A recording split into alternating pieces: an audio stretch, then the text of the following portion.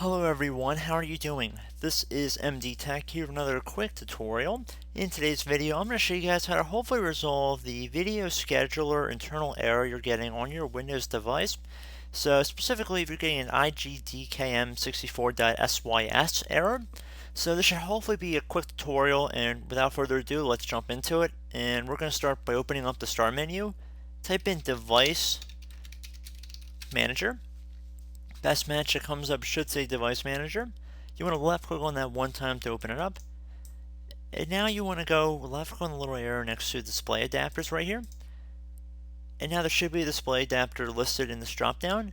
You want to right click on it and then left click on properties at the bottom of this context menu. Now you want to left click on the driver tab at the top and you want to left click on update driver. I'd recommend searching automatically for updated driver software. And if it says the best driver for your device is already installed, I'd recommend left clicking on this search for updated drivers on Windows Update. I'd recommend restarting your computer as well after you attempt that and see if you're still experiencing the issue.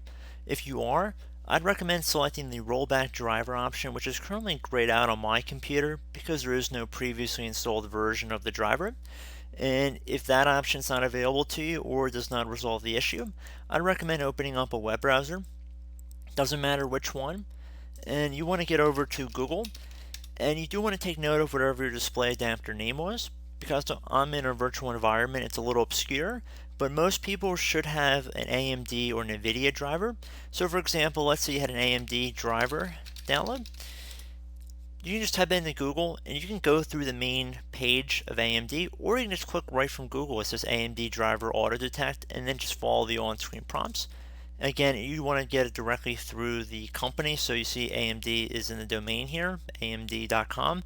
Don't download it from some site that is spoofing that or looks similar to it. And the same goes for NVIDIA, to be honest with you. So NVIDIA driver download. Something as simple as that kind of Google search.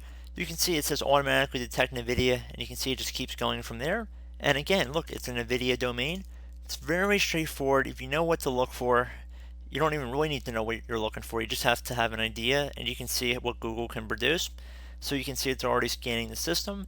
Because I obviously do not have any compatible drivers with NVIDIA, it's not going to find anything. But if you have NVIDIA drivers on your computer, it should most certainly work. So I do hope this brief tutorial was able to offer you guys some help. And as always, thank you for watching, and I look forward to catching you all in the next tutorial. Goodbye.